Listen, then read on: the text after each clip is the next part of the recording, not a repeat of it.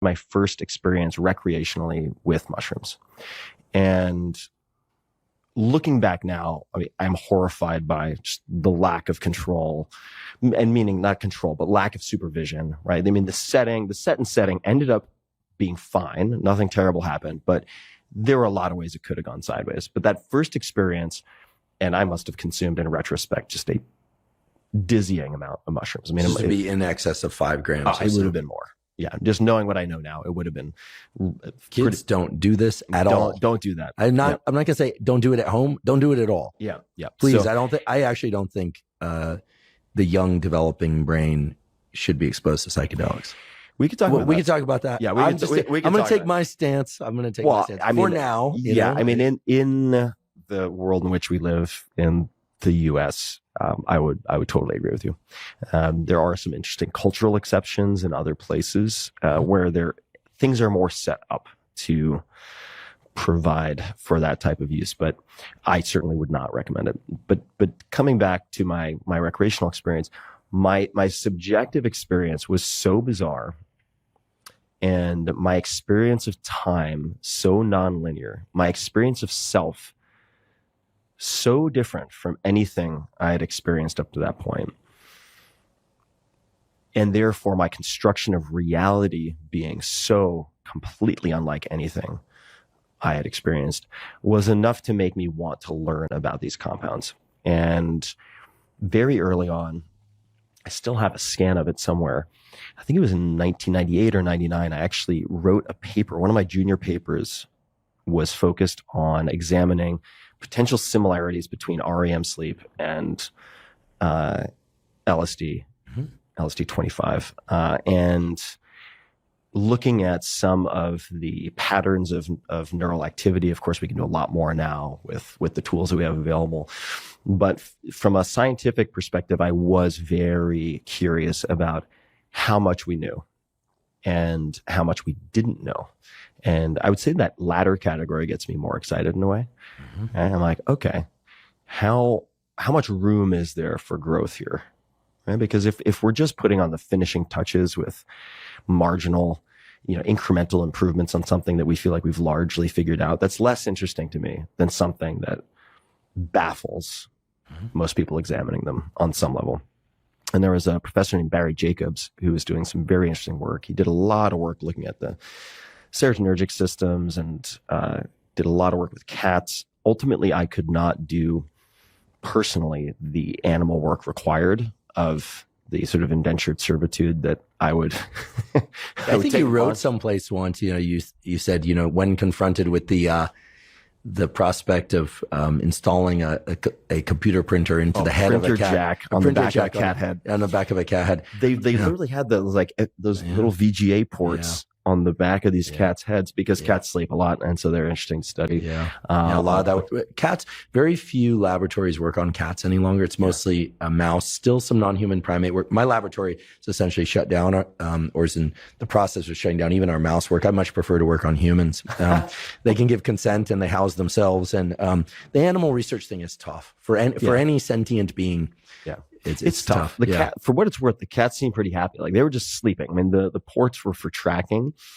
So the cats were they were just normal cats. The cats were fine, but we would have been injecting retroviruses into rats and then perfusing them, which means bleeding them to death, to avoid bruising of the tissue. Because then if you're going to take thin slices and scans, you didn't want to have bruising. And I just couldn't do it. I think it's important. I do think there's a place for it, but I couldn't do it. So that's why I transferred out. But the point I was trying to make is that I had the experience, and then I had that drive the scientific interest. And then I had probably one experience per year for a few years after that. And what I noticed for myself personally, because I suffered from major depressive disorder and extended depressive episodes, let's just say on average 3 to 4 a year. And by extended, even before you had started, even before, from a young age, from very young age. And I would say, so let's just call it 3 to 4 on average a year. Those could last each a few weeks or a few months. I mean, this is a very high percentage of my total year. And when I had these higher dose experiences with with mushrooms, so we're talking about psilocybe mushrooms, and then if we're looking at the molecule that's being examined scientifically, psilocybin, I noticed this afterglow effect that was really durable. And that was an antidepressant effect or a mood elevating effect that lasted far longer than the half-life could explain, right? Because 4 to 6 hours, you're kind of on the other side. And I would experience this afterglow effect for 3 to 6 months. And that raised all sorts of interesting questions. What the hell is going on here? Is it the content? Is it some structural change? There were a lot of unanswered questions for me. And then I had a very, very scary experience that led me to completely stop use of psychedelics, where, again, uncontrolled environment, ended up in rural New York, coming out of my trip, standing in the middle of the road in the middle of the night with headlights coming at me. Goodness gracious. So you don't want to do that. Yeah. And I was like, okay, too dangerous. Were you taking them alone? Is that how that is? I was taking them with 2 friends, and my 2 friends, without telling me, just went for a walk and left me alone.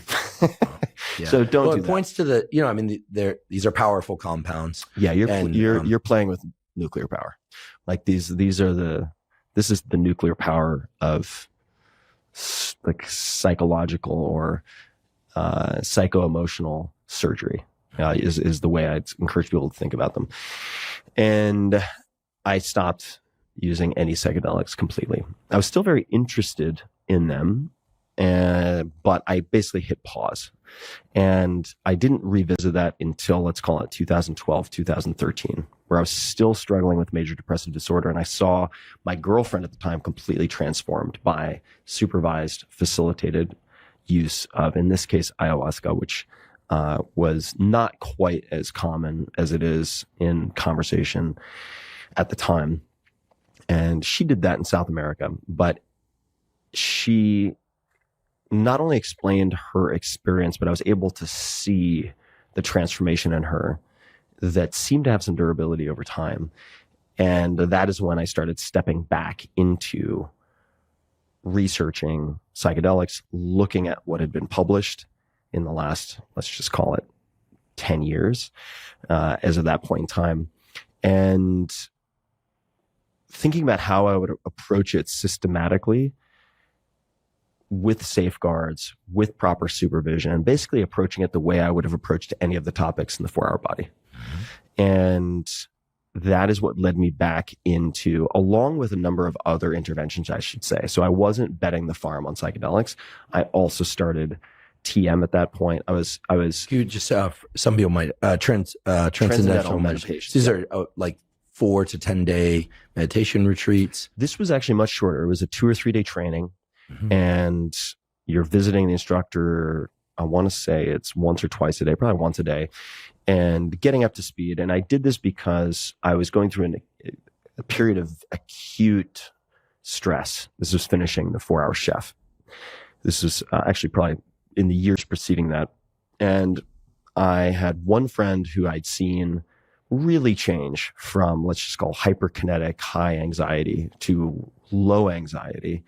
And he said, you have the time, you have the money, pay for the course, just take it. Yes, there are all these criticisms of TM. Yes, there are all these weird historical anecdotes of people trying to levitate and all this weirdness. Just ignore that. Well, trying to levitate, nothing against that. I mean, if you actually levitate, then we got to have a discussion. But trying to levitate seems like why not? Every kid tries all sorts of things. Give it a go. He's like, just put that aside, because I kept coming up with pushback. And he's like, look, all I'm saying is it's like a warm bath for your mind that you take twice a day, and it'll chill you the fuck out. So try it. And I was like, okay, fine. It's a good endorsement. I was like, at this point, I had been burning the candle at both ends so intensely. It's like, okay. So there was TM, and then I began examining how I might approach. Notice I didn't just jump into using them. I was like, how could I approach taking psychedelics in a sequence, in a logical sequence, with proper protections, with safety assurances? And that took me probably a month or two. And I was right in the middle of things. In Northern California, you have access to a lot. And only then did I start looking at having my own experiences. And lo and behold, I mean, I'll cut to the chase, but the personal outcome, and there are many different benefits and risks I should make very clear. These things can be extremely dangerous in certain ways. Generally not physiologically, but they can be dangerous. I would say instead of 3 to 4 times per year on average, I probably have one depressive episode every 2 years. That's a significant improvement. Yeah, right. I mean, from a quality of life perspective, those are two different people. Mm-hmm. And that then led me to, and as I did with all my workouts, right? I took copious notes over the span. I mean, now we're looking at 10 plus years. So if I were to ever write another book, it would probably be related to all of the really fine details of the experiments and my learnings, including some of the more bizarre things over the last 10 years. But it would be just a beast to create. So with psychedelics, experiences with psychedelics, and sort of psychedelic adjacent, non-ordinary experiences of consciousness, which I think often are touching at edges of the same thing, which is going to be controversial for some folks. But to come back to the storyline, just to put a bow on that, when I saw the personal outcomes for me, the anecdata from friends who are facilitators who have worked with thousands of people, right? Which is a pretty good sample size. Mm-hmm. Still anecdote, but these are people who are very smart, who keep records. And I believe that these people have spotted patterns that are only going to be possible to test and verify over the next 5 to 10 years. So I at least as a means of generating hypotheses, I take these people very seriously. And then I started to connect with scientists whose work I had read, like Roland Griffiths at Johns Hopkins, began looking at the most compelling data related to, say, MDMA-assisted psychotherapy and complex PTSD. I made the commitment to myself that as soon as I had enough money to move the dial, because I really felt like these tools were so outside of the normal paradigm of psychiatry and pharmacology. And that made me very excited because it was uncrowded. There's very little funding coming into the space. It was high leverage. And I looked at it just as I've looked at my many startup investments, limited downside risk, really high upside potential. And I should say before that, I'd already been funding in a very small way science. So the first check I ever wrote was personally to Adam Ghazali's lab at UCSF. Yeah, great lab. Which at the time was looking at software. He's not going to like this description, but I'm going to simplify it. Software that might attenuate or reverse age-related cognitive impairment, specifically related to various aspects of attention. And that was my first foray into funding early stage science, which was very analogous to me to funding early stage startups. And then later on, to touch on the reputational thing, I know this is a TED Talk, so thank you for listening. No, this is great. Please, you're always so gracious on your podcast. This is what people want. Yeah. This is certainly what I want to hear. So on the reputational side, you're right that at the time, especially, let's just call it 2013 to 2015, this was not a comfortable national conversation of any type. Yeah, I wouldn't have had this conversation back then. No way. I'd lose. I don't know that I would have lost my job. It just would have raised a lot of eyebrows. Yeah. And now that such studies are happening at Stanford. Yeah, the perception was that these are a professional third rail, at the very least, right? Also illegal, therefore, if I talk about them, am I giving someone probable cause? Am I going to get myself in some type of really tricky legal situation, et cetera? There are a lot of considerations. But I tested that. Just like I was saying, I like to capture my assumptions on paper so I can stress test. And I was like, okay, I think that might be true. Most people I know think that is true. But is it true? How could we test to see if that is true or not? And I decided to crowdfund for a Hopkins pilot study looking at psilocybin for treatment-resistant depression. And I thought to myself, okay, we have a couple of things falling in our favor here. Number one, depression does not discriminate. So across socioeconomic classes, across gender, across race, this is a problem. almost everyone knows someone who takes antidepressants who is still depressed. Okay. Treatment-resistant depression, therefore, is the indication. Psilocybin is the intervention. Let me crowdfund, and I did that throughout the time, CrowdRise, which was co-founded by Edward Norton, who had become a friend and was the actor, Edward Norton. Who's very smart, very, very, very smart. Also one of the best investors I've ever met, which a lot of people don't know. Very bright guy. And so crowdfunded, and I also like to put my money where my mouth is. So I said, okay, guys, I'm going to seed this. Like, I'm putting in X. The goal is to raise, I think it was 80,000, something like that, for the following study. And then I was like, let's see what happens. And there was basically zero negative blowback. And not only was there no discernible negative blowback, a number of people, and this was deliberate, I wanted to see this, a number of people came out of the woodwork to support in a bigger way. And I was like, oh, okay, I see you. A handful of folks I knew. And I was like, oh, interesting. Okay, there are at least a half a dozen folks who are studying the same thing or paying attention to the same thing. And then I just got bolder. I was like, okay, if I tested that, let me push, and then let's see what happens, and I'll wait. And lo and behold, I realized that the perception did not match the reality. The reality was, if you're talking about indications that cause an incredible amount of suffering for a very large number of people, even those who are anti-drug per se, just say no to drugs, want solutions. And the current treatments for many of these things do not work very well. And in the best of cases are often masking symptoms and not addressing root causes, I would say. So at that point, I just went whole hog and I said, okay, look, I like to think that I am exactly what you see is what you get, right? The person you talk to off camera, the person you talk to on camera, same. And if I start feeling like I have too much to protect, I want to do something to counteract that. In other words, if I feel like I need to censor my true feelings and beliefs, maybe not share my hardships, perhaps not promote certain things because I have a reputation to lose, that's a fragile position. I want to be as anti-fragile as possible. And so by talking about this, I viewed it as a way of inoculating myself against fear of reputation loss. Like, okay, let me push this. Like, I'll ride this horse. Other people might not, but I wanted to remove the stigma for funding purposes, hopefully open up federal funding. That's starting to happen now from different agencies.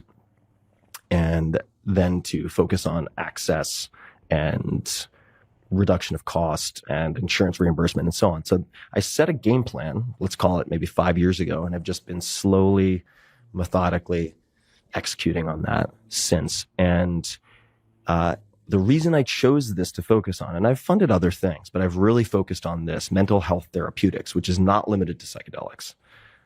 And we can talk about some other things that I find interesting, but psychedelics are, like I said, what makes it attractive. Very uncrowded.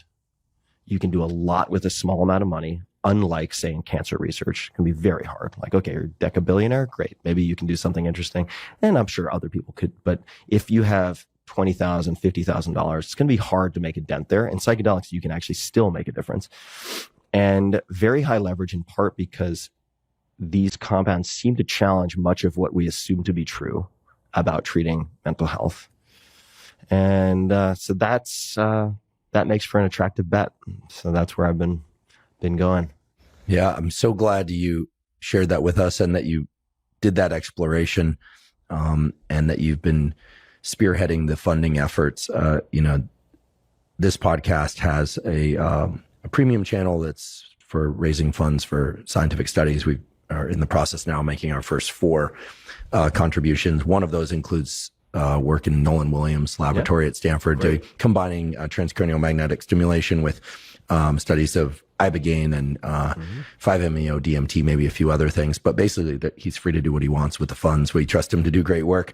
But that, again, was inspired by you, right? A podcast with a scientific slant, certainly.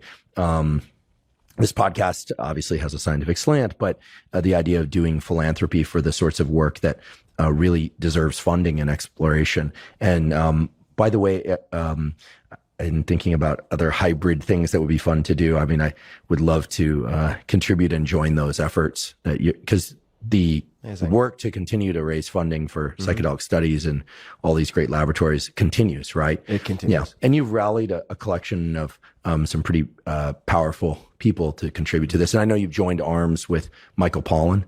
In many ways. Do you want to talk about the fellowships that you guys put together? I find that really cool. You've got fellowships in the works or maybe already happening at UC Berkeley. Is that right? At UC Berkeley, yeah. So what I try to do, and for people who want to check it out, it's the name of the foundation is SciSay Foundation, and let me explain that for a second. So it's SAISEI. So SciSayFoundation.org. I speak Japanese. I went there as an exchange student and speak, read, and write it still to this day pretty well. Saisei can mean a lot of things. It means rebirth in Japanese. And I've seen what can only be described or can certainly be described as rebirth in so many clinical outcomes that I thought it was appropriate to use. And what I've tried to do with the foundation is, I think, do what I'm pretty good at, which is trying to peek around corners and find something to prototype, right? So just like the CGM and like, all right, how can I...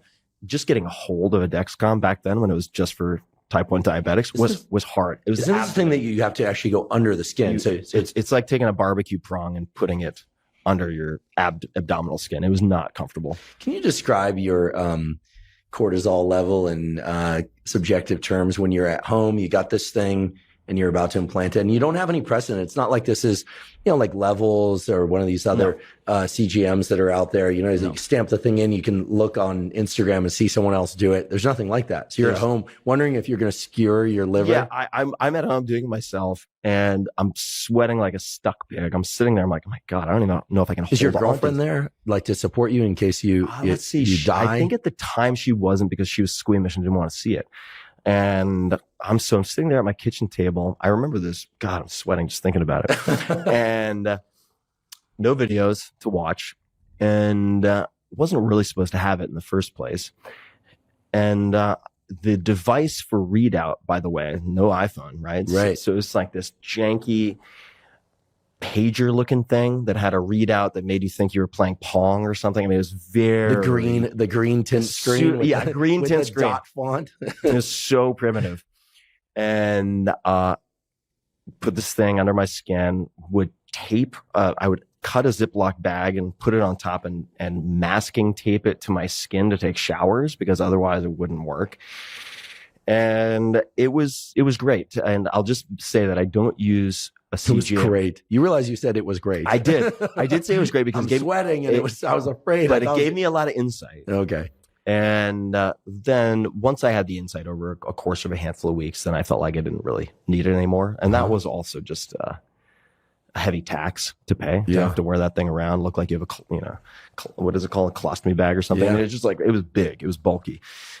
So just like I did that, I wanted to do proof of concept, right? The goal was, can I use this for healthy, normal applications? Will the insights be actionable?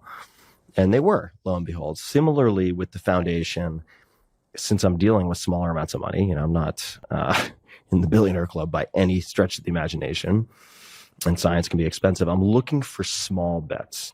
Where can I pilot something that, if successful, will be emulated or can be scaled? And so the crowdfunding for the Hopkins treatment-resistant depression pilot study, we ended up exceeding the goal. They were able to recruit more subjects. In the case of UC Berkeley, Michael Pollan and I partnered on this, and my foundation funded it. The Ferriss UC Berkeley Journalism Fellowship, Psychedelic Journalism Fellowship, is providing funding to up-and-coming journalists who want to focus on psychedelics as their beat, which to this date has not been financially feasible. You just don't have the space to do really long-form investigative work.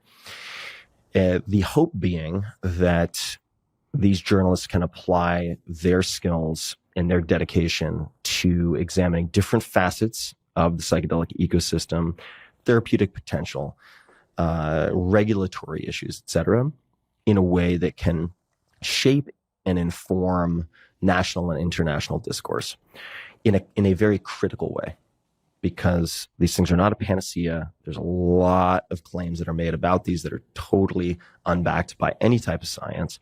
And there are a lot of charlatans. And so I wanted to also invite really competent, really good journalists to the table who might want to watch for bad actors. I think that's really important. And so this fellowship has been awarding fellows with these grants. And I think it's a relatively small amount of money. It's like $10,000 per, something like that. But the outcomes have been amazing. We had a huge, I want to say it was 7,000 word piece that was one of the main features in Rolling Stone magazine. Huge piece in National Geographic focused on iboga and fair trade and some of the implications for local harvesting and or over harvesting, all the dynamics present in that, which I think has some incredible promise for particular forms of opioid use disorder in particular. But that has been a huge success. So the hope is that other journalism schools will say that's a great idea. And I will have de-risked it for some other philanthropist or foundation or government, say, director at an agency to say, okay, we'll greenlight that. Right? Because I've done it and it's been received very well and it's had a real impact on how things are moving along. Another one would be, say, at Harvard Poplar. This is at Harvard Law School. It's the first dedicated team focused on law, policy, and regulation related to psychedelics from a legal perspective. Super important. Super important. Also, another pilot, let's just call it, proof of concept that SciSafe Foundation funded was helping to develop curricula for, I think it was Yale, Johns Hopkins, and NYU, effectively an accreditation or a module that they could put into their existing psychiatry MD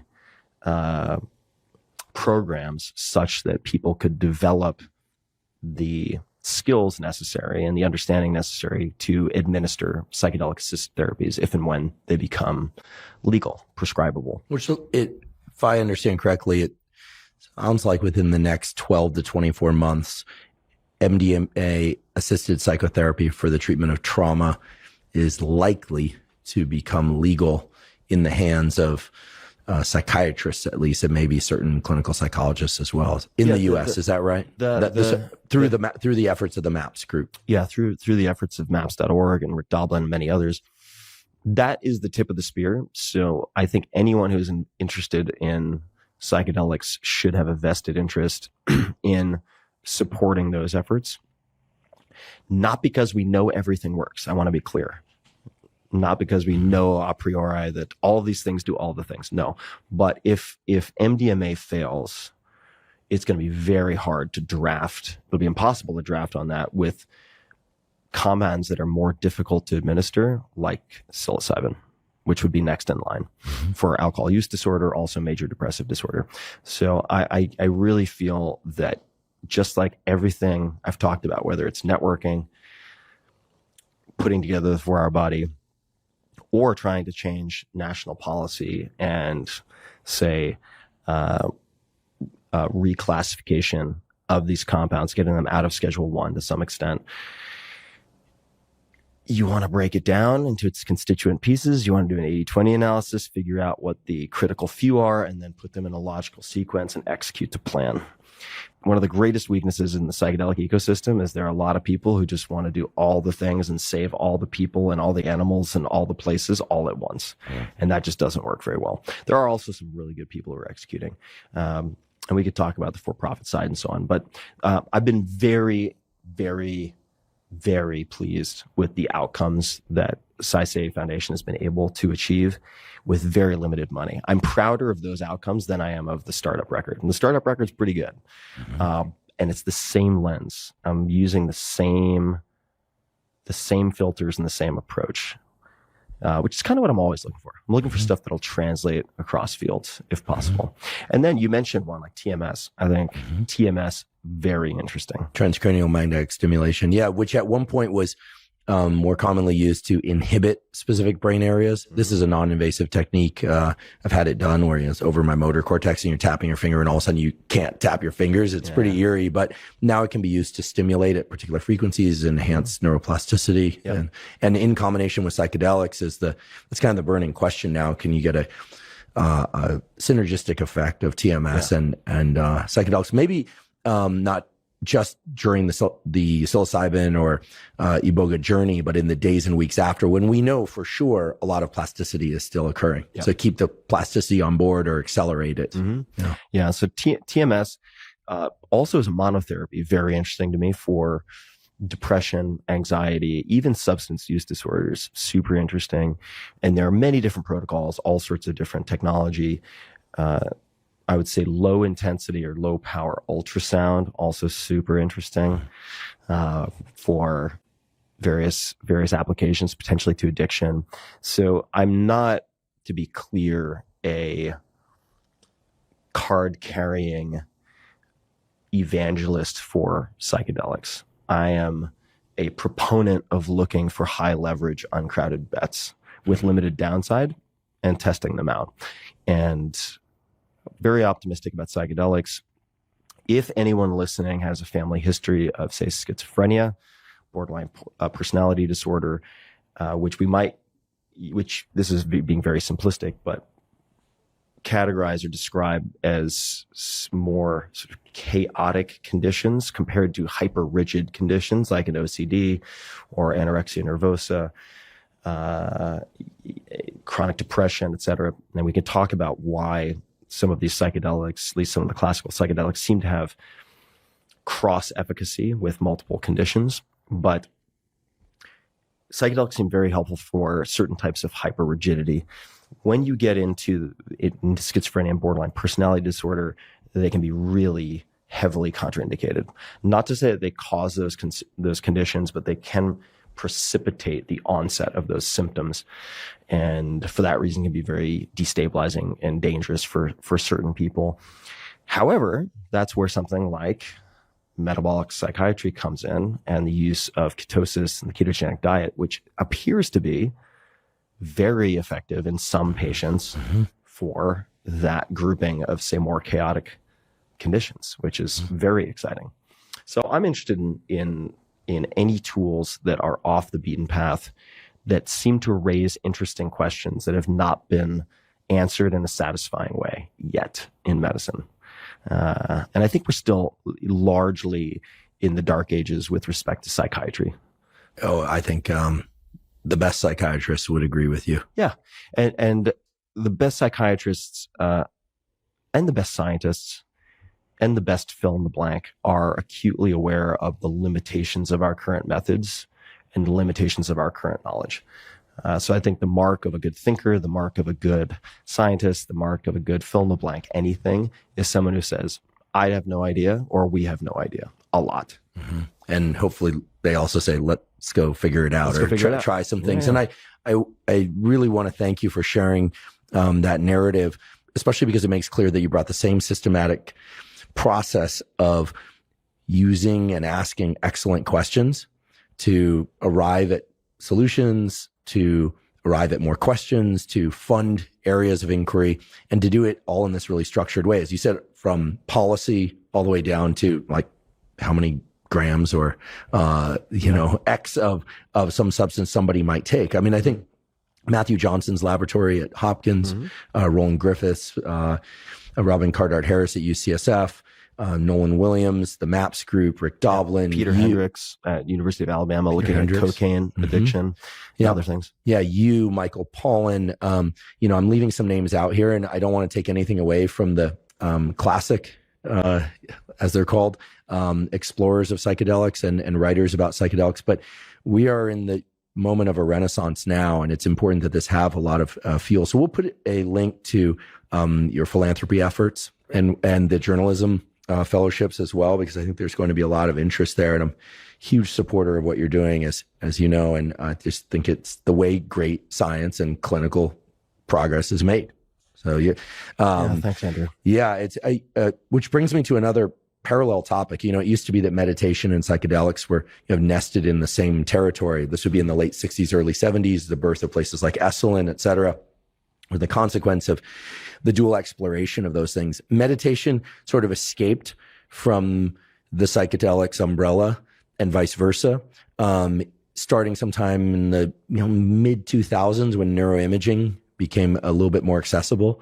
And I think nowadays, if you told anybody, okay, meditation's good for you, it can help ratchet down your anxiety, give more self-awareness, improve sleep, and on, maybe even give some insight into consciousness, no one's going to balk. There's just a lot of studies. There's thousands of studies. Yeah. My laboratory's done a few of them. There are other laboratories who have done far more. The book Altered Traits is the one that comes to mind. The group out of Wisconsin was early to the game on this.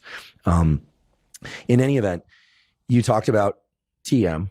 Mm-hmm. I'm curious from a practical standpoint, do you still meditate daily? Do you do meditation retreats? What sorts of meditative practices do you have? Because I realize this can be done walking, writing is its own form of meditation. What sorts of formal practices do you still engage in now? Yeah, I do 10 to 20 minutes in the morning. So I am not currently doing the TM twice daily, 20 minutes. I think that would be better for me, probably. Mm-hmm. Do you set a clock and I'll set a clock, which would be more of the concentration practice of, say, a TM where you're repeating a mantra. Honestly, it could be any, in my opinion, some TM purists will balk at this, but it could be really any nonsense syllable, could be a word, although I think something without any attached meaning is probably more beneficial for a host of reasons. So it could be a concentration practice with 20 minutes of sitting. It might also be a guided meditation, and I have no vested interest in this app, but I think the Waking Up app by Sam Harris is fantastic. As do I. I have used the introductory course, which is Sam leading you through My Catnip, which is a logical progression of skill development from day 1, 2, 3, and forward. I have gone through that course multiple times when I'm getting back on the horse for meditation as a bit of a reboot. Once you develop, I think, a certain degree of awareness and mindfulness, I do think there are other activities that probably allow you the parallel experience of doing one thing while experiencing some of the benefits of meditation. And so for me, I wonder at times, are the benefits of meditation, the concentration practice itself, is it just sitting still with my eyes closed, down-regulating my system a little bit, activating my parasympathetic, and not rushing or doing anything for 20 minutes? Mm-hmm. Is that it? Maybe. Is it simply correcting my posture for 20 minutes? How do I weight these different inputs? And the short answer is you probably don't need to know, but I have found that spending time in silence, in nature, without anything to do, disallowing myself from doing things, no note taking, no reading, etc., and I have spent a number of extended fasts in nature, just like water only by myself, no talking, no reading, no writing. What's extended? 7 days, generally. Wow. So you're camping in nature with just water. Yep, that's it, by myself. And there are risks associated with that, right? You got to be careful, not stupid about it. But that does a lot for me with some persistent benefits. Are there some favorite places that you've gone into nature? It doesn't have to be to fast. Like, for instance, I'm a big fan of some of the national parks up in the Pacific Northwest because it's like being transported to a different planet. Yosemite is obviously amazing, but any favorite spots where people won't go looking for you there? Don't worry. Yeah, I would. You live in Austin all the time, so that's right. Yeah, so I would say Colorado, Utah, New Mexico. Spending time in mountains, around rivers, lakes, I find very therapeutic. And just gorgeous. I do think we suffer from awe deficiency disorder, a bit of ADD when we're trapped in the mundane for too long with too much distraction, with too many to-dos, with too many relationships. And there's no space for awe there. There isn't the room necessary. Awe isn't, from my perspective, generally a quick hit that you get in the 30 seconds between using two apps. there's more breathing room required for a genuine transcendent experience of awe. So I try to, on a yearly basis, as one of my top priorities, block out these weeks of time in nature. Yeah. Last year was the first year I did that. I went out to Colorado in August and just took daily hikes. I stayed in a hotel. I'm not as beastie as you doing water fast. I was eating every day, but it was spectacular. One thing I noticed, and I'd like to know your process on, how do you handle going back into life? Great question. Because those days were and are amazing, right? You like detached and, maybe one text message here or there, or in between hikes or something. And then you just really clued in. Even the process of watching a show at night, like one felt so rich and like enough. Oh, yeah. So I wasn't as aesthetic as you and like really cleaned all the clutter. But once you return to life, it's almost like being awash in demands. And I can see from a place of more equanimity how one could make better choices. But how do you handle those transitions? The reentry. Yeah. So before getting to the reentry, I think it might make sense for me to talk about what comes before. So let's say it's like pre, during, post. Part of the reason I do these 1 week or longer periods off the grid is because it forces me to put better systems in place. So there's the benefit that you derive from, say, that week. And I have 3 weeks coming up right after this interview where I'm going to be off the grid. To set myself up for 3 weeks off the grid, I have a team. I have the podcast. I have a lot of things that are in motion at any given point in time. If you disappear for, say, a 2 to 4 week period, generally you cannot let the whole house catch on fire, then come back and put it out effectively, which means you need to put some policies and rules and so on in place in advance. And there's a carryover effect that has a host of benefits and makes things smoother for the reentry. So they're related. Like the more you set up the pre, the easier the post is going to be.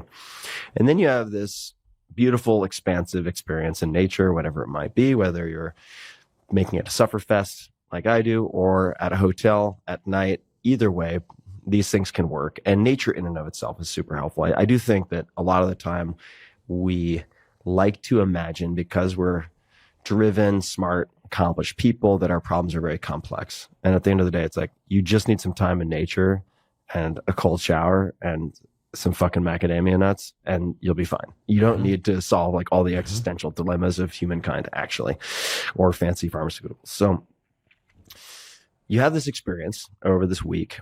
And what I will do then is set at least a, let's call it integration period of 2 to 3 days where I will slowly edge back in to my previous routine.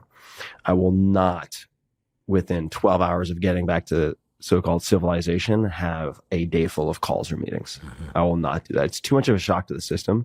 And I think it robs you of a tail end of benefits, which would also be the case with, say, fast or ketogenic diet or any number of interventions.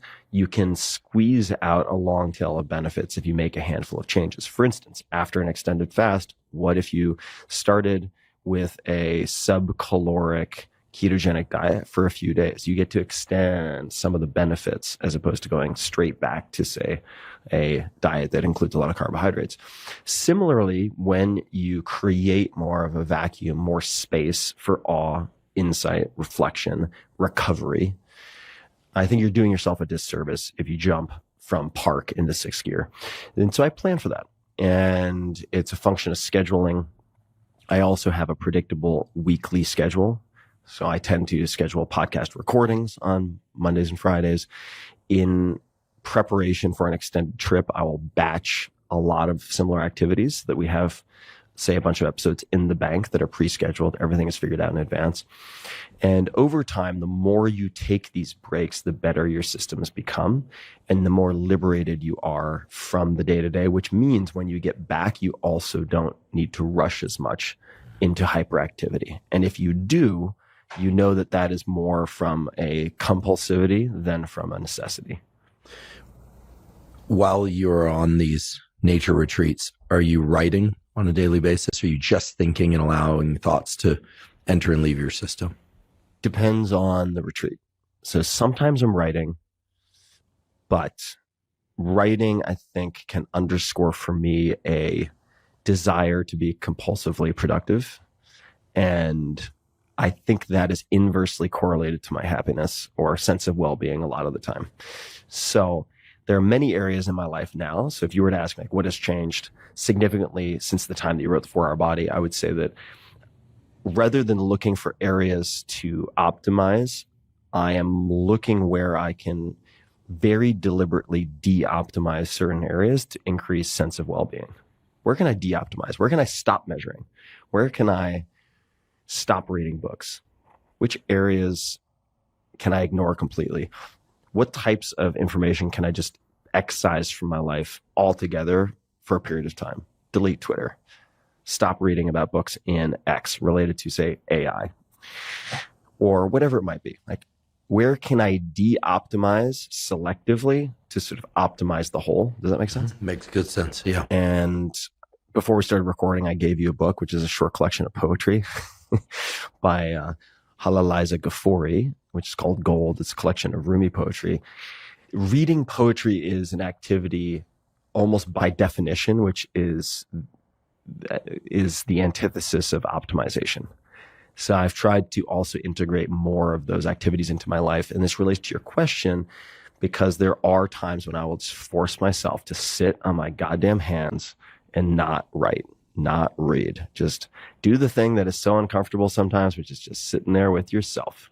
It can be incredibly uncomfortable, and in part because of the fear that it could become comfortable. Yeah. Right? Especially for proactive people with a strong, well, to use Paul Conti's words, generative drive. You're going to, that's, which is a good thing. I believe it's a good thing. And it can be a good thing. It can indicate really incredible adaptations. It can also sometimes, I think, indicate maladaptations. Mm-hmm. Right. And so I think it's helpful to take a break from that generative drive, or at least just put it in park position to see if that generative drive is perhaps indicative of you leaning towards something in a healthy, proactive way versus running from something in a long-term destructive way. Yeah. Well, and I think Paul would say that part of the generative drive process is peace, not as necessarily even as a still state, but as a, being able to experience peace even in the transitions. And there's a lot more to say about that. And he would say it far better than I ever would. So I'll leave it at that. And I mean, for people who have the option, getting in nature, it doesn't have to be all day, every day on a water fast. I just take certain things to an extreme because that's who I am. But sorry, when you say water fast, that means fasting with water. Right. It just fasting, but yes, drinking water. It just means you're allowed to have water and nothing else. For a long time, I thought it meant that you're not drinking water. Oh, yeah. No, don't do that. Some people do that, right? They do these crazy food water fasts as a way. I think they believe it clears senescent cells or something, but probably clears a lot more than just senescent cells. Yeah, there might be something to it. I mean, look, there are people who recycle by drinking their own urine. Not my jam, but I would say it's like 3 hours without shelter, 3 days without water, 3 weeks without food. General rule of thumb. So be careful with dehydration. You can go a long time without food. If you have, I don't care how ripped you are. You got 8% body fat, man. You got plenty of time. You can go a couple of weeks. No problem. Yeah, you got calories stocked 9,000 calories per pound stored body fat. You got plenty. Don't worry. So for people who have the option to be in nature and just exercise several hours a day to exhaustion, see how many of your problems seem to just go away. Just try that. Yeah, well, my Sunday routine is to try and get outside and move as much as possible. Yeah, I don't always succeed, but I'm going to try a longer retreat into nature. I think Olympic National Forest is calling me again. It seems like once a year I just want to get back up there. It's calling. You should get back out there. It's spectacular. I have a question about mentors. Mm-hmm. I'm a big believer in mentors, either mentors that know us and we know them, or people that we assign as mentors without them realizing it, this sort of thing. Do you have mentors at this stage of life?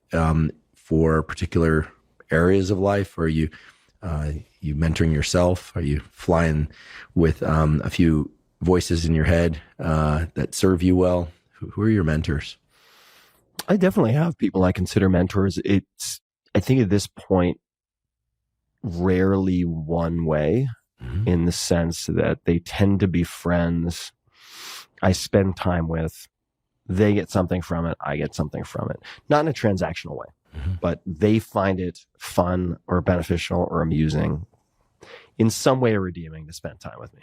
That's the hope. But how is that different from like traditional friendship, just sort of standard friendship? Are you are you spending time with some orientation toward like they're embodying areas of life that you would like to emulate? Totally. I mean, I spend time around people I hope to be more like in some way, because guess what? You're going to average into, say, the sum holistic whole of the 5 or 6 people you spend the most time with. So you should choose that very carefully. That includes virtual parasocial relationships. It's like, okay, if you're listening to fill in the blank person for 4 hours a week, 5 hours a week, 2 hours a week, whoever that group is comprised of is going to influence who you become. And for me, then, I think carefully about my friendships, and they could be older, like Kevin Kelly, who's become a good friend, who has a wealth of life experience that I don't have. And so I might just call him and say, Kevin, I have a question for you. But I do that with my younger friends too. And they could be younger than I am, and I might still view them as a mentor in X, Y, or Z. I think mentor has a heavy weight to it. It has a connotation of maybe never-ending, time-consuming obligation. So I would never, for instance, and I know a lot of people try this, ask someone to be my mentor. It's like, would you like to be my free life coach forever? It's like, that's kind of how it sounds to the recipient. Right. So it sounds very formal. Yeah, it sounds very formal. Yeah. So for me, I would say there have certainly been mentors. I've had wrestling coaches. I've had teachers. I've had resident advisors who were reverends, who had a huge impact on my life and followed up with me and paid attention to me and cared for me in more of a one-directional sense, right? I view myself as the beneficiary. Of course, they certainly got something out of it if they had that job. I mean, they probably found it to be very gratifying in its own way. And teachers like Professor Ed Shao at Princeton, I feel incredibly indebted to. These days, and for a long time, I've believed that you can learn something powerful from almost anyone, probably anyone you interact with. Could be an Uber driver, could be someone taking garbage out of a restaurant. If you really take the time to dig, you can find something. And before you can, I think as an adult, effectively think about who you would like to learn from, if I put it that way, it's helpful to have a baseline of self-awareness, that you know what you might want to work on to either amplify strengths, develop skills, address weaknesses. And so, for instance, one of my close friends, Matt Mullenweg, is younger than I am. He's the founder of Automatic, which runs WordPress.com. He was the lead developer of WordPress, although it was an open source project, of course, with many, many contributors. He was one of the lead developers, now powers something like 32% of the internet. And he exemplifies a cool and calm temperament, even in the most chaotic periods imaginable, during the most chaotic events imaginable. And when I find myself getting dysregulated, to use a fancy term, losing my shit, or getting carried away by emotion, getting righteously angry, or whatever it might be, and I recognize at some point that it's really not serving me, and that I am being owned by the emotion, right? Like I'm the dog on the leash, not the other way around. Then I think of Matt. I'm like, what would Matt do? What advice would Matt give me right now? How would Matt act in these circumstances? And I do that with many friends. I also think a lot about, and this is borrowing from someone named Kathy Sierra from a long time ago, focusing more on just-in-time information as opposed to just-in-case information. So just-in-case information is like, I'm going to read these 20 books because in 2 years I might be interested in X, Y, and Z. That, I think, is often a waste of time because if it ever becomes relevant, you're just going to have to reread those books. People do the same thing with humans. They're like, I want to meet so-and-so and have them as my mentor because maybe 5 years from now I'll do X, Y, and Z and then they'll be useful for ABC. That's too speculative. And I think it ends up in a lot of wasted energy. So the podcast for me, writing the books and doing the interviews, even prior to the podcast, becoming involved with startups, delving into the world of science and scientists, all helps me to develop a confidence that almost any question I could ask, I can find some semblance of an answer for by just reaching out to a few people and saying, who do you know who might be able to answer this? Mm-hmm. And that's very reassuring, and it relieves some of the anxiety or pressure that people might feel to assemble some personal board of directors of like X-men and women who can help them with everything. And then there are people I hire to be accountable to, right? So I might work with coaches, therapists, and so on, who I would view as mentors. They just happen to be getting paid for it. Right. Yeah. The reason I asked the question is because we were talking about the meditative process going into nature, and even with psychedelics, there's, it can be viewed a lot of different ways, but I think of them largely as going inward to explore. I mean, you're out in nature and learning from nature. There's such a core truth to nature. I know that sounds a little bit,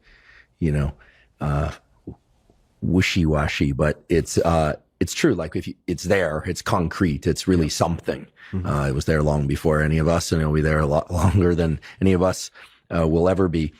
We hope. Certainly if it goes, we go.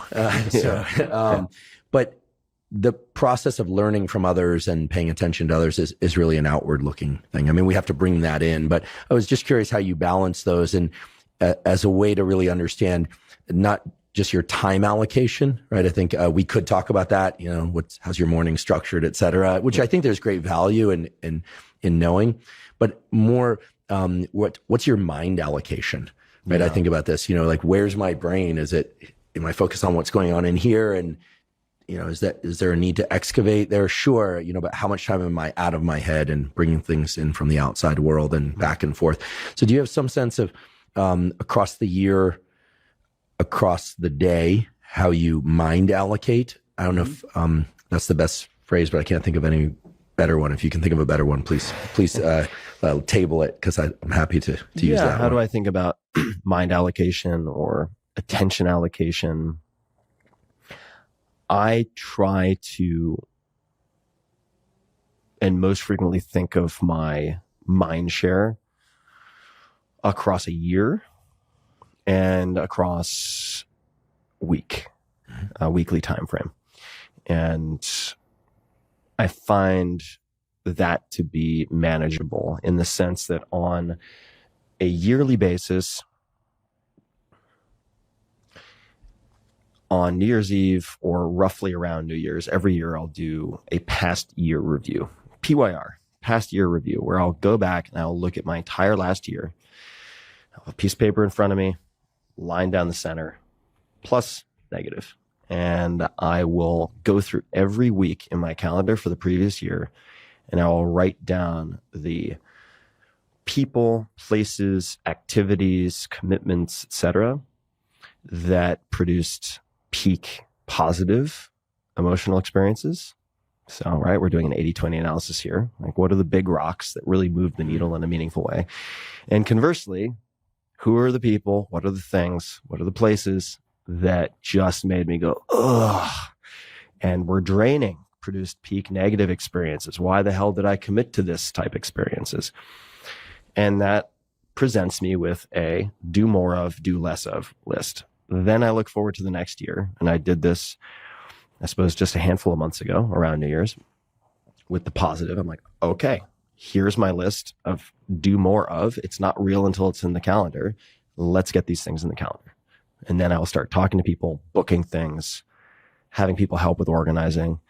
if that is required, and getting things blocked out. So I have already this year, and we're in the reasonable beginning stages of the year, I have things blocked out until November of this year.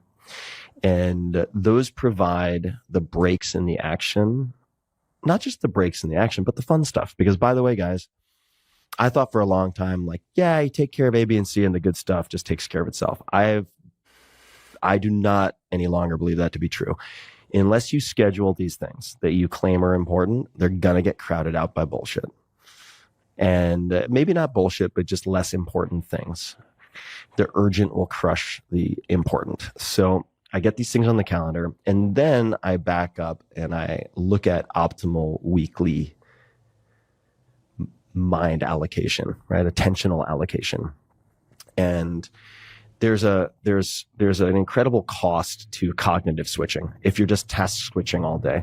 So I will try my best to format a weekly rhythm, a weekly sequence that allows me to focus on certain types of tasks. So Monday is very frequently admin of some type, just bits and ends, flotsam, jetsam, all the miscellaneous pieces that are part of life. You got to deal with them. Yeah. That tends to be Monday. Whenever possible, and especially if I am focused on physical activity, let's just say I'm in a place like Colorado, I will try to schedule most of that for after lunch to ensure that I get in a lot of exercise and movement in the first portion of the day. Not everybody has that ability, but I will say more of you have that capacity than you might think, because most of what we all do is just not important. Yeah. So, time on social media first thing in the morning is probably the most poisonous activity that I could take part in. I don't want to point fingers at anyone else, but I think if people ask what is the amount of time it takes to get in a really good workout, it's going to be about an hour. Yep. But a lot can be done in 45 or even 30 minutes. Mm-hmm. You think about how quickly that time goes by on social media. I'm sure I'm not the only one that is part of the reason I deleted a lot of these apps from my phone. It's like I'd go into the bathroom to take a quick bit of business, and then 45 minutes later, I'm like, how have I been looking at Instagram for 45 minutes? Yeah. Lines for restrooms have gotten very long in the last 10 years. Has anyone noticed that? The wait for the restrooms has gotten very long. So you have time for the important stuff. It's like, and just look at some of the extreme overachievers out there. They have the same amount of time that you do. I was going to ask this later, but we'll just quickly interject this now. I saw, perhaps it was on Twitter, or maybe I overheard this, that you're back on Instagram. It's, you've always had an account that posts, but are you back in there? Or are you out of there? Look, the dirty little secret, I'm single again, and that's a great way to connect with eligible ladies who might be of interest. Got it. It's Instagram. So you're on Instagram. I'm willing to pay the tax of dealing with the brain damage of using Instagram as a result. Hey, look, finding a great life partner is great. Exactly. So that is the reason for that. But otherwise, it would not be on my phone. It wouldn't even be on your phone. Absolutely not. It's too well designed. Mm-hmm. These companies are very smart. They have very good data scientists. They are very good UI specialists. If anyone out there thinks that they can, look, maybe Jocko can discipline his way through it. I'm sure he can, because he is Jocko. But in my case, and in the case of most people, like, you're bringing a knife to a gunfight if you think you can use your self-control to keep your use of Instagram to, say, 10 minutes at a clip. Good luck. Yeah. And even if you can, people say, but I do that anyway. I'm like, all right, how much time do you spend sending memes and links from Instagram or fill in the blank platform to your friends in group chat? How much time does that consume? I spend a fair amount of time on Instagram and Twitter posting things related to the podcast, but I don't have someone to do that for me. And I actually enjoy doing it, and it challenges me in certain ways. But I completely agree with everything you're saying. I also want to note that you didn't say that you're on Twitter possibly to meet somebody, which is more a statement about Twitter. Yeah, it's not the friendliest neighborhood I've found. Yeah. And I would say Twitter has its use cases. I find it useful in some respects. It has become much less useful and much less practical in the last year with a lot of the product changes. But it has its place. It's not on my phone. It was on my phone for a very brief period of time. I do not want, I find that my ability to be still and calm is eroded if I am too easily able to escape boredom. If you cease to have the ability to be bored for 5 to 10 minutes, I think that makes you very fragile and makes you very easy to manipulate also. Mm-hmm. And there are a lot of forces at play online that want to manipulate or shape your behavior in different ways. So I feel like it is imperative for me to cultivate the ability to just sit still and not consume the 5 minutes in line waiting to get into a restaurant by hopping on Twitter or Instagram. So that's part of the reason they're not on my phone. Could you tell us about Cock Punch? Yeah, I can tell you about Cock Punch. So Cock Punch is a creative project intended once again to make me less precious about protecting whatever brand I think I might have. And this is an investment in my long-term mental health also. And I think in my career flexibility, my willingness to experiment. Cock Punch could be a long story, but the gist of it is I wanted to experiment with fiction writing. I've been saying this for years and I've never done it. That's the backdrop. On top of that, I have wanted to get back into illustration and work in the visual arts, which I did for a long time when I was younger.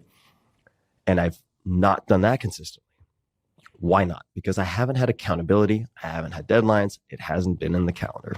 This should sound somewhat familiar by now. And at the same time, I was becoming very interested in Web3 and what was happening in the world of NFTs. This is probably 2020. And I know they've developed a fairly negative connotation for a lot of good reasons.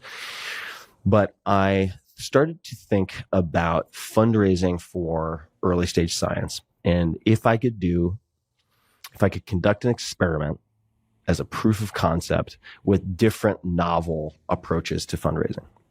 So rather than just calling the rich friends who might sort of bend to the pressure or be willing to fund, I wanted to look at, say, crowdfunding back in the day.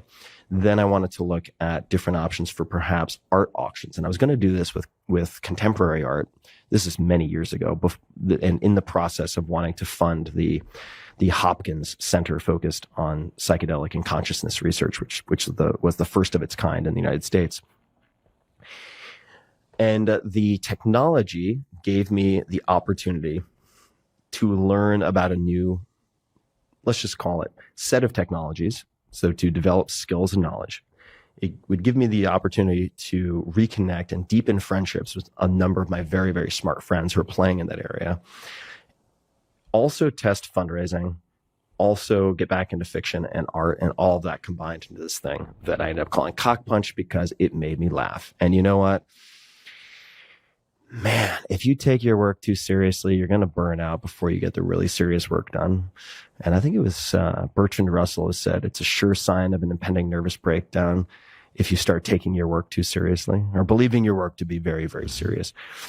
And for that reason, I wanted to give it an absurd name that would also have some word of mouth benefit and to see what would happen. Honestly, just see what would happen. Because I was like, all right, look, what is honestly the worst thing that happens?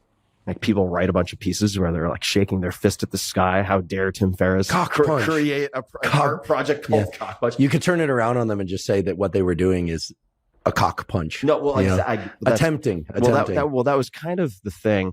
That was kind of part of the thinking that it would just be entertaining to watch people seriously trying to critique something called Cock Punch.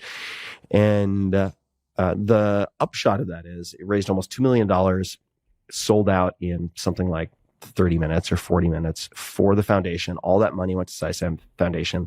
All of that money has already been distributed in the form of grants. Wonderful. And along the way, I got to work with artists, with programmers, learn new technologies, reconnect with old friends. And now we're back in touch, and it's extremely fun to be back in touch with these folks. And I've written the equivalent of a short book in fiction in the form of short stories that are this fantasy world building exercise for me. And I'm having a blast. So I'm exercising new creative muscles that has led me back into the worlds of comic books, which I haven't created yet, led me back into the worlds of gaming, led me back into my fascination with tabletop gaming because I played D&D forever when I was a kid. That was my refuge as a runt who got the crap kicked out of him left and right.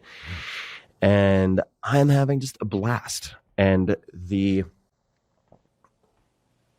takeaway, I think, on some level is that you should do things. Should is a loaded term. It's helpful for me to consider doing things that give me energy, right? Because if we say, all right, time management is fine, but time doesn't really have any practical value unless you have attention, right? So then there's attentional management. But that attention is limited also physically and sort of metaphorically by energy, right? So you have like substrates, diets, neurotransmitters, and so on. If you do not have the basic batteries required, the rest of the things that are higher up on that pyramid can't really be executed properly. So for me, it's like, okay, let's say Cock Punch doesn't do anything. It's total failure, right? Coming back to like, well, it already raised $2 million for science. It did. And that science could be breakthrough science. So it could. So Cock Punch, sorry, I yelled. Sorry. So Cock Punch is, at least thus far, a success. It is. But coming back to Seth Godin's question, I asked myself, would I do this even if it turns out to be a complete failure financially? And I was like, yes, because I think the relationships and the skills, even if this quote unquote fails from the outside looking in, those will transcend this project and be life affirming and helpful and fun in other areas. And that's proven to be true, even though the project is ongoing. And I have more energy now because of this ridiculous project. I'm very proud of the fiction, actually. This ridiculous project called Cock Punch. People can find The Legend of Cock Punch on any fine provider of podcasts, and hired voice actors, did the scripting, the production. It hit #1 fiction worldwide on Apple Podcasts for a while. The whole thing's hilarious. And if you could you explain a little bit about the characters in Cock Punch? Yeah, I can. Who's punching whose cock? Yeah. Or which cocks are punching? Yeah, which cocks are punching, how does this work? So here we go. All right, so The Legend of Cock Punch takes place in this realm called Varlata. And Varlata is being described through the narrator, who we know as the seventh scribe. We don't know much about the seventh scribe, but the seventh scribe makes an appearance in episode 1 as the reliable, but possibly sometimes unreliable narrator of this space. And there's a mind-bending time component where there's something called restarts. Something like The Edge of Tomorrow, if people have ever seen this movie, where time restarts, maybe like Groundhog Day. Time restarts. And it's unclear as of yet in the story why that is the case. But people basically snap into being. They know who they are and what they do, but they have no real memories to speak of. So the world is constantly being reconstructed and pieced together by these scribes, the seventh of which is the narrator. So you might read into this that I am a fan of fantasy, Tolkien, you name it, Ursula K. Le Guin, The Wizard of Earthsea, etc. Then there are 8 primary houses. These are the greater houses. Some might call them clans, and they have different characteristics. Just prior to this seventh scribe beginning his piecing together, which turns into this story in the podcast, there was a warring states period. This much he's been able to establish. And the peacekeeping mechanism that was devised is something called the Great Games. And the Great Games is a combat competition. And the 8 greater houses send their best fighters who've been vetted through preliminary competitions to the Great Games, which is in the free trade zone, which is this one place where all of the races mingle and trade and so on. And all these characters happen to be anthropomorphized roosters. So they have generally each one gauntlet of some type, and clearly they punch each other with this gauntlet, and there are many other types of weapons. So the colloquial nickname for this Olympics of combat is Cock Punch. And that is the etymology. so the scholars say, of Cock Punch, the legend of Cock Punch. And there's a lot more to it. And there are many wrinkles, a lot of Easter eggs in this entire story. The idea came to me, and it started off as a bit of a farce, right? It was just going to be something funny, see if it works. Maybe it raises some money, very light lift. But once I got into the fiction, I started taking it super seriously. So it's become very, very elaborate. It's become really, really elaborate. And I'm loving it. It's great. So who knows where it'll go? I have no idea. That's part of the reason why I called it an emergent long fiction project. Yeah. I didn't call it an NFT project. I was like, this is an emergent long fiction project where I'm taking inputs from the audience. I'm watching very closely what people understand or don't understand or find interesting. I'm looking at, for instance, what is generated when I host an AI assisted art competition, which I did with the fans. And a lot of these bits and pieces get integrated in some fashion into this thing that chapter by chapter is coalescing. So that's Cock Punch. Amazing. And I had to buy cockpunch.com and the @cockpunch Twitter handle. You had to buy it from somebody? Oh, yeah. Oh, yeah. The whole process. I don't want to ask what it was being used for prior to your purchase. It was not being used for fantasy world building. I'll put it that way. Got it. Amazing. And for so many reasons, I have so much to say about it. First of all, your excitement about it is tangible. Yeah. The energy you have around it is infectious. And while I don't want to go into the total depth and contour of what Paul Conti has been telling me over the last week of preparing this mental health series about what's really great in life that we all should cultivate, it has a lot to do with this generative drive, which has a lot to do with positive energy, not just positive thinking, but positive energy. But this triad of peace, contentment, and delight. And as you were explaining it, it's clear that it brings you great peace, contentment, and delight as action terms, not like sit there and just hover in the basking in it. It's just so clear that this was a great idea. And I love that you started it as a way to kind of, I don't know, like knock the fear out of yourself a little bit by knocking a little fear into the whole thing. Yeah. Like what would happen if you let your mind go and allowed yourself to explore this? And what permission would it buy you if it's not a total disaster? This is true for the 4-hour body too. I'm like, what if this partially works? It's not even a home run, but let's say I get on base. What permission does this then buy me? What other impossibles, in quotation marks, am I willing to challenge? And I was able to make the hop from one category in the bookstore to a completely different category. And then the sky's the limit. I was like, I can do anything.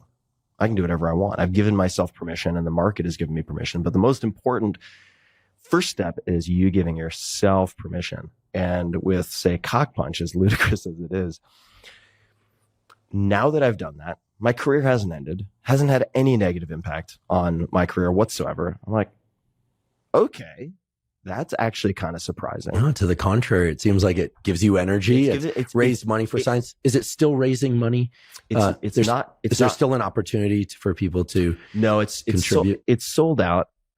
If people want to contribute to, say, the early stage science, and let's just say specifically psychedelics, I would say it's very, very hard to get a very solid understanding of the field and the shifting sands and the projects and so on. It's very rapidly changing. So I would say just provide money to a foundation that's already doing good work. It could be River Styx Foundation. It could be Beckley Foundation. My foundation, SciSay Foundation, I think does pretty good work. And SciSay is not just the journalism fellowships; they're also it's funding for psychedelics. Oh yeah, there's tons of stuff. There's a project page on SciSayFoundation.org. You can see the projects. There are probably 15 to 20 of them, and they can see the basic science, all the way from really basic science, looking at possible mechanisms of action for something like DIPT, which is a very strange compound that DIPT. Yeah, most people aren't going to know it. That produces profound auditory distortions and hallucinations in humans. Very hard to animal model.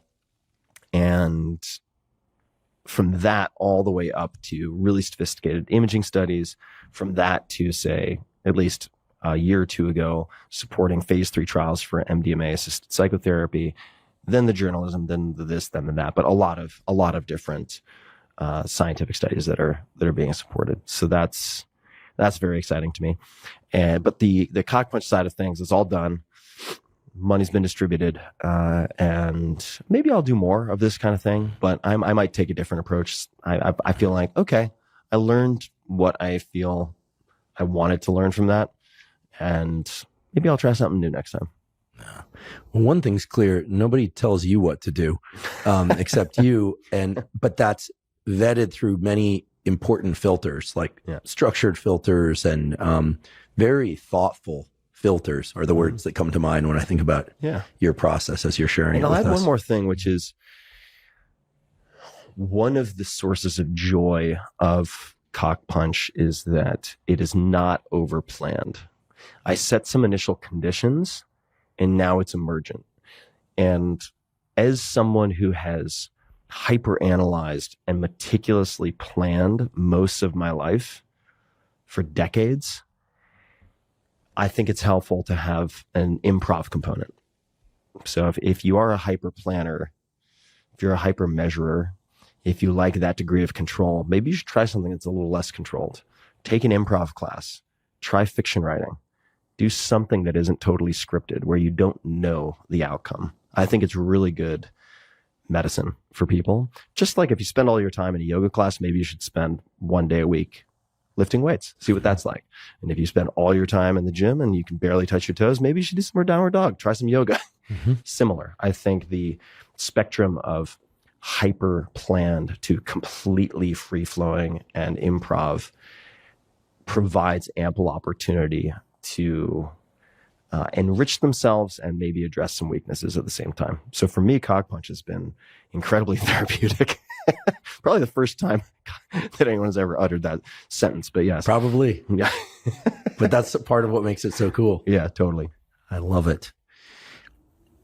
I'm wondering if you'd be willing to share with us a little bit about your mindset, maybe even your motivation, but certainly your mindset around sharing some of the hard personal tribulations that you've shared. In preparation for this discussion today, I went back to some of those posts that you did and the podcasts that you did around this. And I'd listened to them at the time, and, they deal with quite serious violations of childhood and of self. And they're hard. I mean, they're hard to listen to, and I can only imagine they must be even far, far harder to experience. And I was curious what led to your willingness to do that. And I have my own ideas about what might have motivated it, but I'd like to hear it from you. Sure. Happy to talk about it. And I think there are two particular examples that come to mind. So one is my near suicide in college. And if people search some practical thoughts on suicide and my name, it'll pop right up. I mean, if you just search my name and suicide, it'll probably pop right up. Pretty well indexed at this point, which is very deliberate. People can look at the URL structure for a little wink and hat tip. It'll tell you something about optimizing for Google if you look at it. I'll just tell you, the URL spells out how to commit suicide. But clearly I'm not teaching people how to commit suicide. But I wanted that to be a honeypot for some of that traffic because it's a lot easier now to find that type of practical implementation advice. And it's a bit harder to find, I think, compelling intervention. So first of all, if you're feeling suicide, obviously call a suicide hotline, please. Right? That's sometimes the last thing that people want to hear when they are in a place of suicidal ideation. And the reason I ended up writing a long post about this, which was terrifying to write because I had never told my parents, I had never told my closest friends. This was a secret. This was a dark, dark secret. And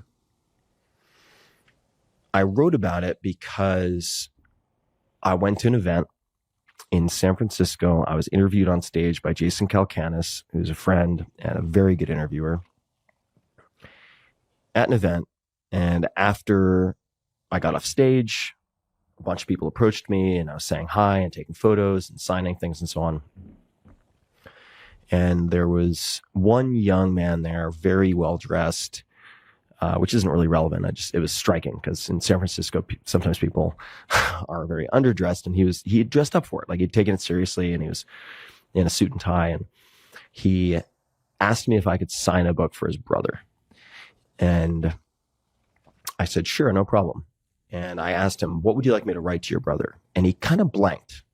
He didn't kind of blank. He totally blanked. But the look behind his eyes was unusual. It wasn't just, I don't know what to say blank. There was something else behind it. And I could tell that he felt under pressure. And I said, no problem. Take your time. I'll tell you what, I'll just chat with a couple of other people and I'll sign the book. No problem. I'm not going anywhere. And chatted with the other folks. And then he asked if he could just walk me to the elevator and then I could sign the book. I was like, sure. And he explained to me as I walked to the elevator how his brother had been a huge fan of mine and that I'd really kept his brother afloat for a long time. And eventually his brother killed himself, and that they'd kept his room exactly how it was. And he wanted me to sign the book so that he could put the book in his brother's room. And he asked me if I'd ever considered talking about mental health and mental health challenges publicly, because he thought it would really help a lot of people. And that just, I'm like feeling myself tear up right now. It was so crushing to hear this story. And totally unbeknownst to him, I had a lot of history with depressive episodes. And when I say near suicide, I had it on the calendar. I had a plan. I was going to kill myself. I knew exactly how I was going to do it. I knew where I was going to do it. I knew all of the variables that I needed to account for to get it done. And the only reason that didn't happen, for people who don't have the context, which most people won't, is I had tried to reserve a book at Firestone Library. This is at Princeton, which had something to do with suicide. It was like assisted suicide, like the clinician's guide to euthanasia, something like that.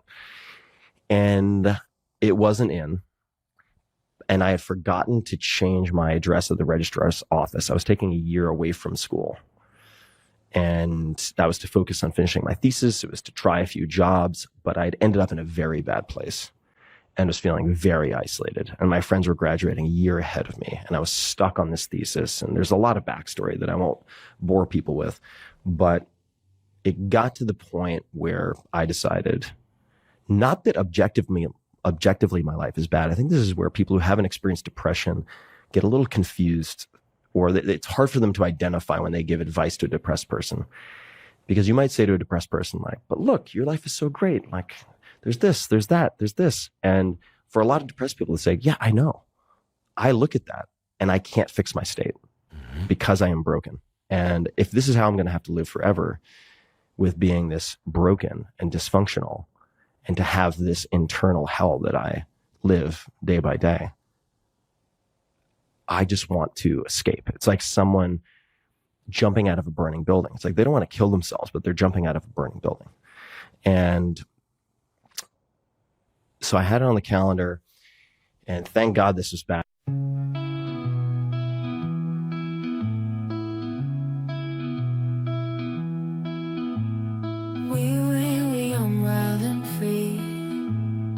Chasing dreams by the sea, echoes of a distant melody. In the lights, just you and me.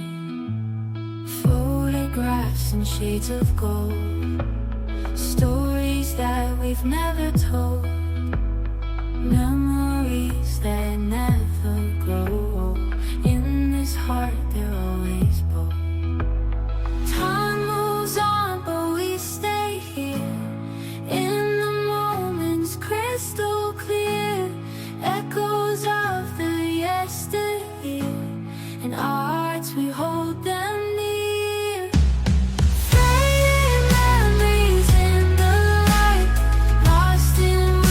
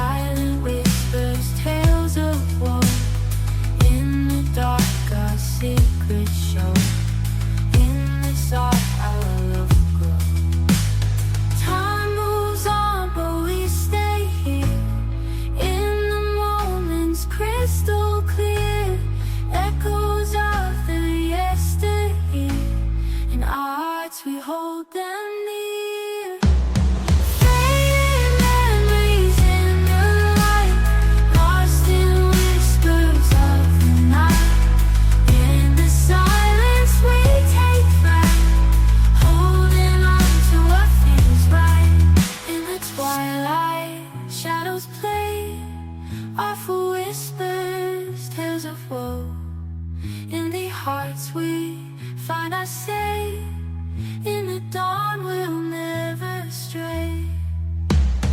Fading memories in the light, lost in whispers of the night.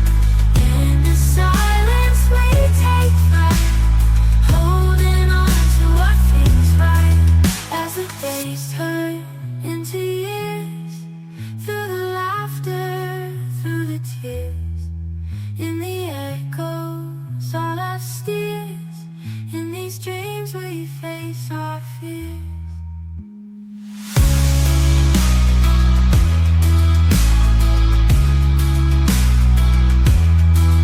As the days turn into years, through the laughter, through the tears, in the echoes all our steers, in these dreams we face our fears.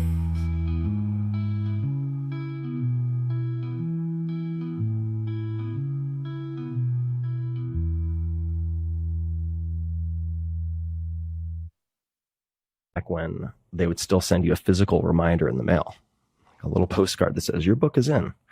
And that card went to my parents' house, and my mom saw it and panicked and called me.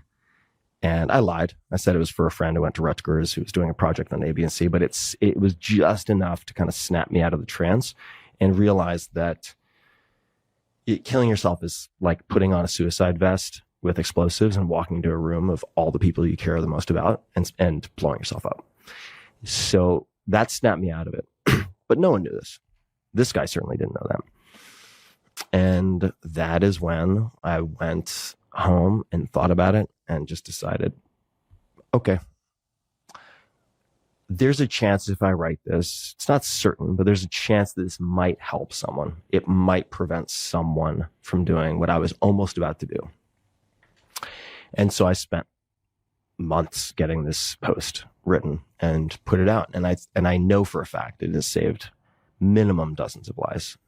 And there are other things, including a very extensive list of resources.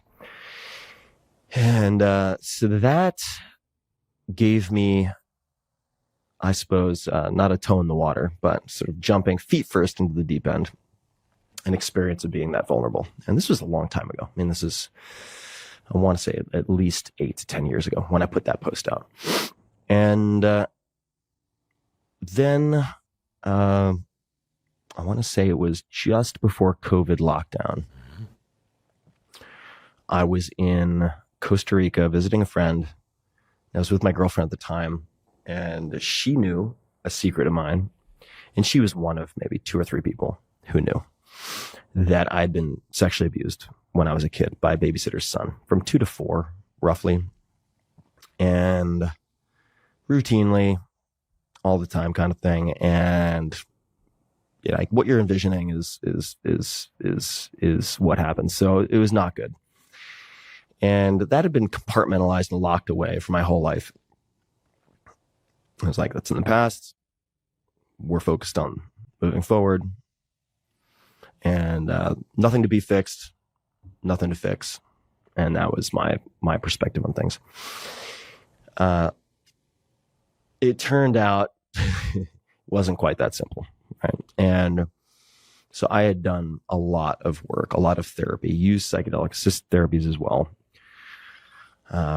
which once again are not all upside potential. There are some significant risks. But I had come a long way. And my plan had always been to wait until my parents passed because I didn't want them to blame themselves for this. And then to write a book. And there was something, though, at the time when I was having dinner with my girlfriend that was dissatisfying about that plan. There's something about it that bothered me, and I couldn't quite put a finger on it. And I was talking to her about it, and she said, that's going to take a long time. She's like, have you ever thought about how many people are going to pass away or die or suffer between now and when you publish that book? And I thought about it, and it was at that dinner that I decided to at least record a podcast covering this terrain. I was not at all convinced that I wanted to publish it. I was terrified of publishing it. Also because it meant opening myself up to a lot of conversations, or maybe just hurtful commentary online. Who knows? Like, there are a lot of idiots out there, and a lot of otherwise fine people who are idiots on the internet. So I was very hesitant. Ultimately decided I didn't want to do it as a one-man show. I didn't want to make it a monologue. So I asked my friend Debbie Millman, who had been on my podcast. She's an amazing graphic designer and teacher, but she had unexpectedly on my podcast, based on some of my questions, for the first time publicly told her story about being sexually abused. And so I had leaned on her in years after that in private. And I asked her if she'd be willing to have a conversation with me about our respective journeys and what it felt like, what it looked like, what helped, what didn't help, what worked, what didn't, to provide at the very least a glimmer of hope for people who were keeping some of these dark secrets or contending with them, not knowing what to do with them. And we had that conversation, and I sat on it, and then I put it out and decided in advance that I would not look at any social media for at least several weeks afterwards. If my team saw anything on social media or got emails, I didn't want to see anything other than positive feedback, which is not my de facto. I'm usually eager to solicit constructive feedback, but in this case, I knew that my own position was too vulnerable. I didn't want to open up the possibility of destabilizing myself. And I put it out, and I think it's the most important podcast I've ever put out. So I kind of felt like my job was done from a podcasting perspective after that. And it's been incredibly gratifying. I think it has certainly helped a fair number of people. And it was also really hard, because what I didn't anticipate was, I would say, of my really super high performing close male friends, maybe half reached out to me to tell someone for the first time about their extremely awful, graphic firsthand experience of being sexually abused. The percentages were mind-blowing. Like the actual percentages were super, super, super high, which is part of the reason I mentioned earlier. I think it's good to spend a little bit of time in those empty spaces to see, am I, in a positive, energetic sense, pursuing something good, or am I running away from demons whipping my back? And for a lot of those guys, I'm sure it's true for a lot of women too, like they find medication through intense focus and achievement, which is super adaptive in a lot of ways, but it doesn't always have lifetime reliability. And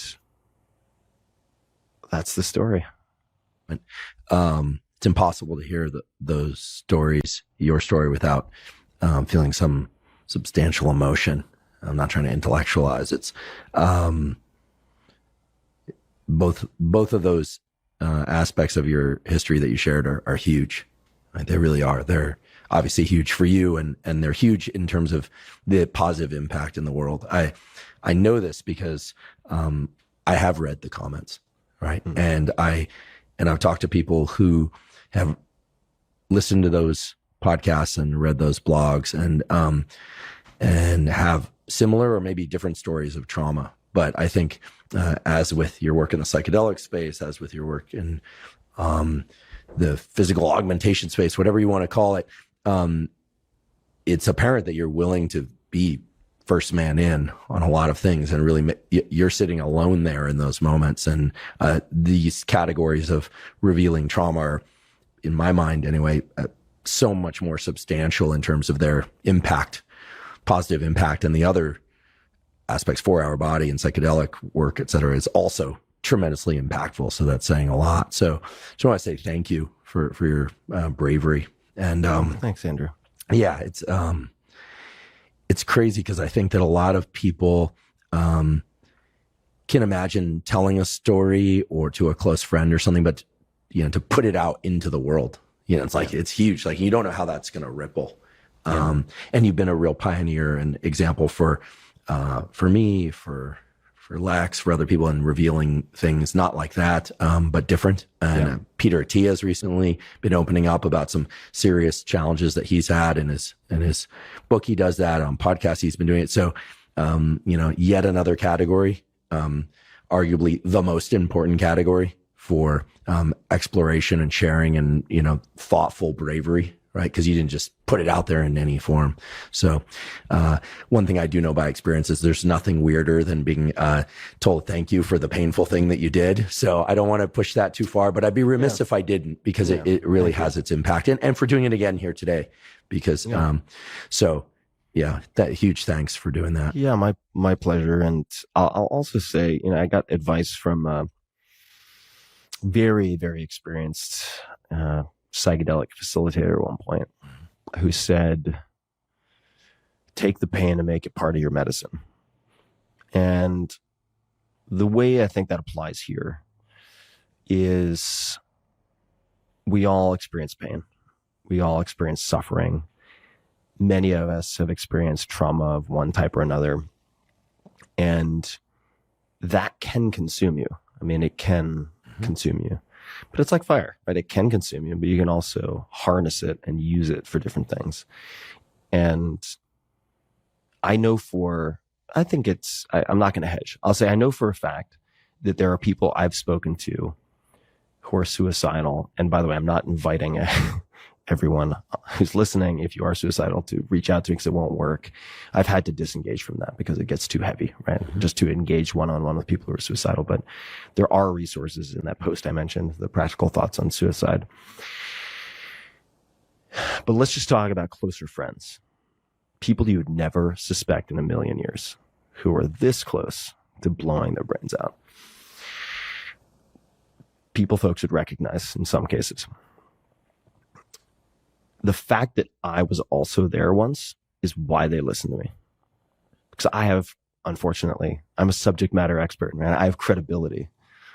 And that actually is very redeeming. It provides some meaning to the suffering that I experienced. It's like, okay, here I am.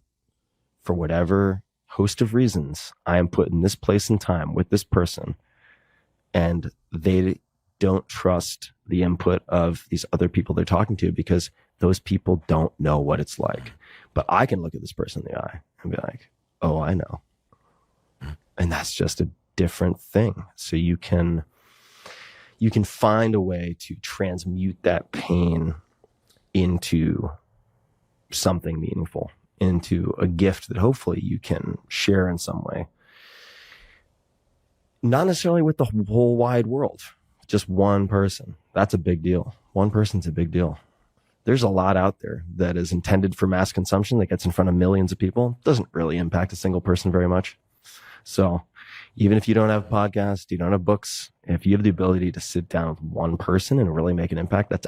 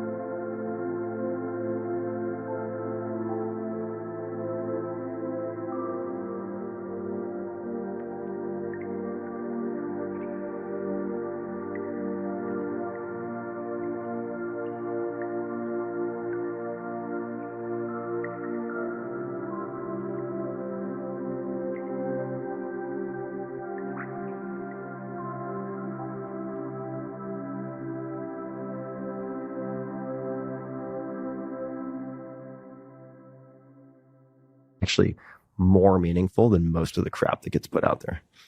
So take heart. Amen to that. I'd like to spend a little bit of time talking about the roles you see yourself in. You know, I had this list coming in here of, okay, you've done the exploration of the health sphere, self-experimentation, you've been an investor, you are an investor, you're a podcaster, I think these are more than titles. I think titles are great, but titles are what we get from other people telling us what we do or deciding what we do. I'm more interested in how you think about yourself, like your own role identity. And, I have to assume you've spent a little bit of time on this. Like if one were to go through the checklist of possible roles. Yeah. Right? Okay. I confess I do this. I think I think I check the box of animal because we're animals after all. And we're, humans. You still pole dancing? I think you use a pole dancer. Absolutely not. Are you still tango dancing? I'm planning on getting back into it. Great. That does have some background. Yeah. I have Argentine lineage, and I'm embarrassed to say I don't know tango. But you got the mate in the green room, so you're set. My grandparents tango into their 80s, I think. Good late for them. 80s, yeah. Good late for them. 80s, yeah. Ate steak and smoked cigarettes, and lived until their 90s. Argentine diet of champions. Exactly. But I'm curious about the roles that you see yourself in. Like, role identity to me is so important in terms of where we see ourselves now and where we see ourselves going forward. And who knows, maybe you don't have any role identity plan, but what are some boxes that you see yourself in now that you really strongly identify with? And then what are some boxes that you'd like to check off going forward? So current boxes, I would say the two that I probably identify with most, maybe three, but I'll focus on two. Experimentalist, which can take a lot of forms. That can apply to a whole lot of different spheres. So experimentalist, and then teacher. And for the longest time, long time, I thought eventually I would go back and actually be a 9th grade teacher, because I feel like that is such a critical window for so many kids where they can either hit an inflection point and go in a really good direction, or they can go in a really bad direction. And I certainly saw that on Long Island with a lot of my friends, a lot of overdoses, a bunch of friends who have died of opiate addiction and various things. And I had some intervention with mentors early on that sort of flipped the switch on the railroad track and sent me in a different direction. So I thought for a long time I would go back and be a 9th grade teacher.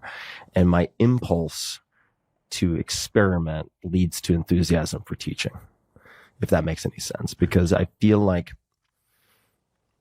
as good as I might be or decent at taking a complex subject, deconstructing it, applying 80-20, putting things in order, and learning things very quickly, which includes stress testing assumptions in that sort of assumed progression for skill, like language learning. There's so many myths in language learning, as an example. If it takes me, say, 6 months to become reasonably competent in field X, I can usually get other people to that same point of competence in a third of that time. So for me, it's very gratifying to teach. And I view all the books as teaching tools. I'm no Tolstoy. I recognize I'm not the world's greatest writer. I take the writing seriously. I don't half-ass it. I do many revisions, even for Cockpunch. It's like 27 revisions for a short story called Cockpunch.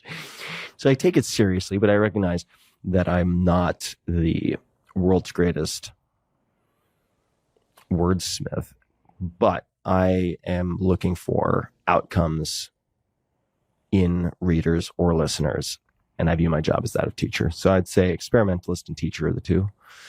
And those both go a long way, and applies to, say, dog training. Ran lots of experiments. And then, for those listening, Tim just looked under the table. One thing I should have said at the beginning, and I did not, is that this is the first Huberman Lab podcast to feature a guest who brought their dog. So we have Molly is here as well. And we're absolutely delighted. There has not been a dog on the Huberman Lab podcast since Costello passed away. And I'm, practically floating in delight that Molly's here today. Yeah, she's amazing. And you've done an amazing job training her too. So thank you. Yeah, she's laying right next to my feet, licking my hand as I speak. So good. And I'd say if I were to expand that by one, I would probably say explore, but the exploring goes hand in hand with the experimentation. So that could be geographic exploration. It could be spending time with people who are excellent at anything in any field and seeing where that gingerbread trail leads me. And I think the exploration and the experimentation are, for me, bedfellows. They go together. What about roles that you would like to explore or potentially see yourself in? I mean, I don't have a magic wand, but if I did, as a fellow podcaster, and I consider you a friend, I would say, okay, like if I could wand you to the success in a given role, that wouldn't be the way it would work. And that wouldn't be as gratifying as having to figure it all out, because that's part of your machinery, as you just told us. So yeah, what are some life roles that you're interested in expanding and, or stepping into that you haven't explored? Yeah, I'd say more artists, more artistry, especially in the visual sense, because I wanted to be a comic book penciler for a really long time, got paid as an illustrator towards the end of high school and during college, so illustrated books and magazines and so on. And then I just dropped it. I dropped it when I graduated because I was kid stuff and it was time to get serious and be an adult. And I just cold turkey, just stopped all of it. And so the skills have atrophied a lot, but there's still a bit in there. I've seen some posts on Instagram that were quite good. So I'm still messing around. Yeah.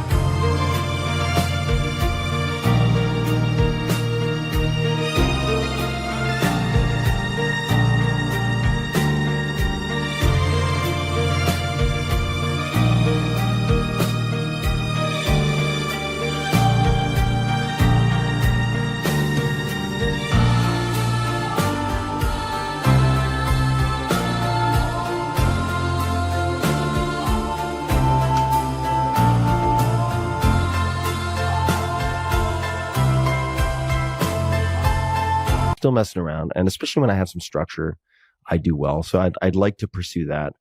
I would like to experiment with animation.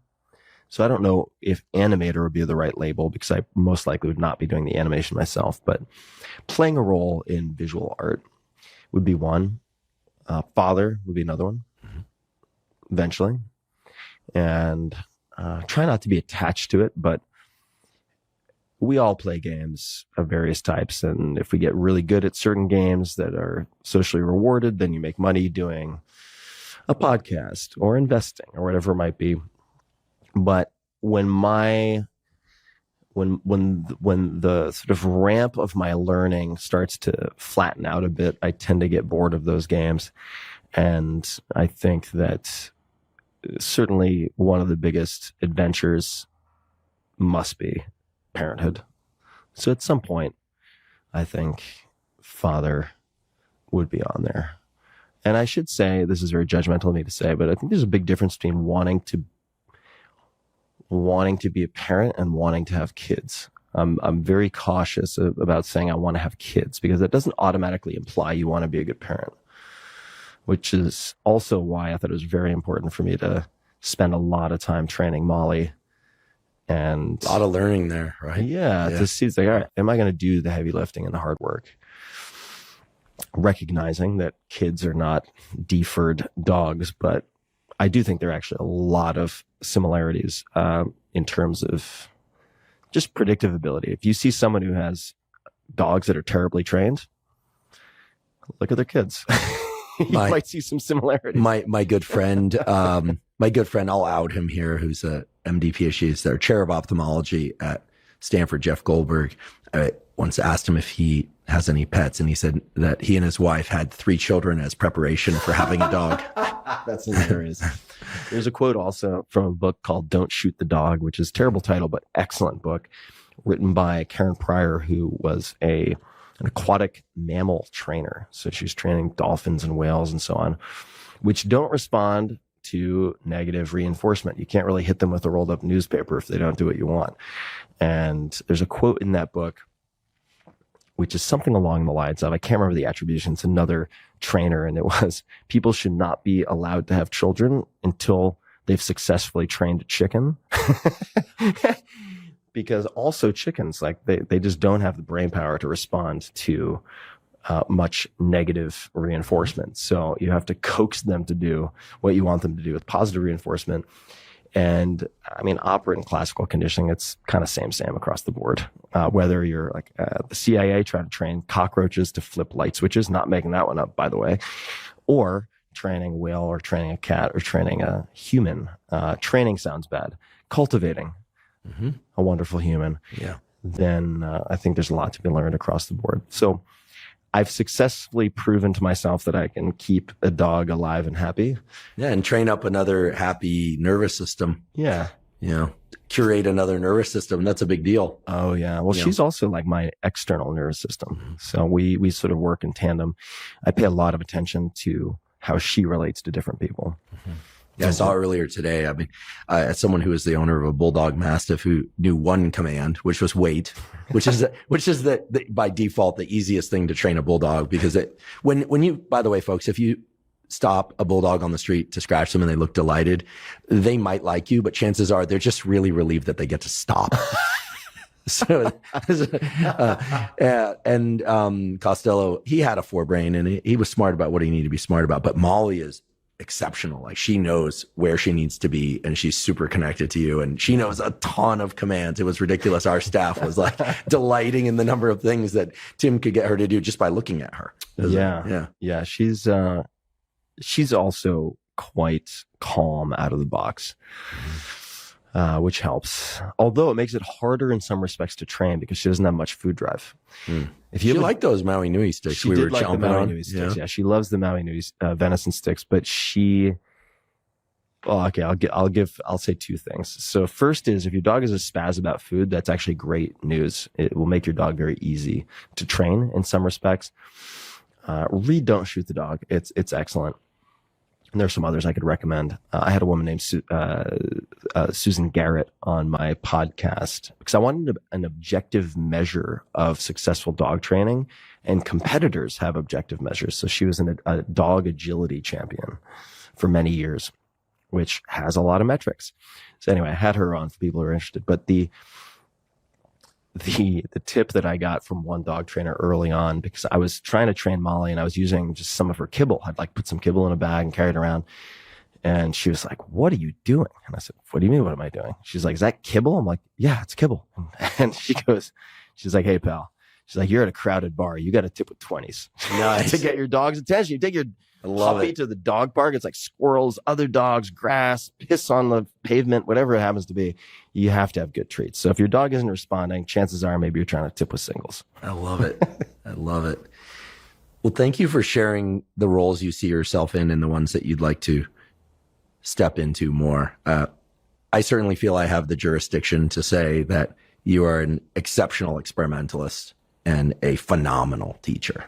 We've seen this across so many. You're welcome. And I'm not just speaking for myself. I'm speaking for so many other people as well. I mean, we've seen this across so many domains. It's like blogging, podcasting, book writing, stage lecturing, being a guest on a podcast, and on and on.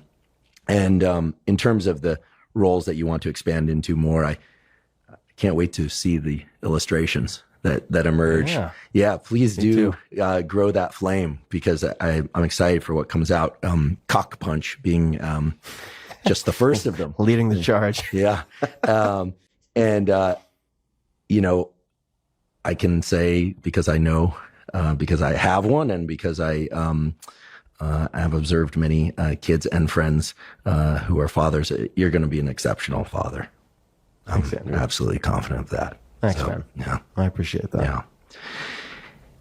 And I want to say thanks for taking the time to talk with me today. I've been looking forward to this so much. My team knows this. Wait, we were sort of buzzing like, we've had some heavy hitters on this podcast. We only look to the top 1% in field, and they're, incredibly credentialed by whatever standards we happen to be exploring. And they have to be people that I really want to talk to. So, I have so much respect for what you do and the way you do it.